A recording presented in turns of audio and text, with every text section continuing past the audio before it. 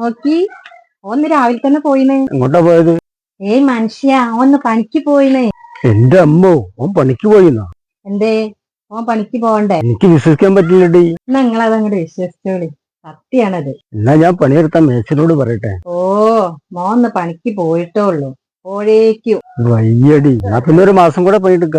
അത് മതി, മക്കള് രണ്ടാളും പണിക്കായാ പിന്നെ എന്തിന് നിങ്ങള് പണിക്ക് പോണത്? എന്നാ ഒരു ചാരുകസേര വാങ്ങണം. ഓ വീട്ടില് ചാരുകസേരയിൽ ഇങ്ങനെ ഇരിക്കാന്ന് വെച്ചാ. ഈ പൊട്ടി പൊളിഞ്ഞ വീട്ടിൽ എത്ര ദിവസം ഇങ്ങനെ ഇരിക്കും? ചടക്കുണ്ട്.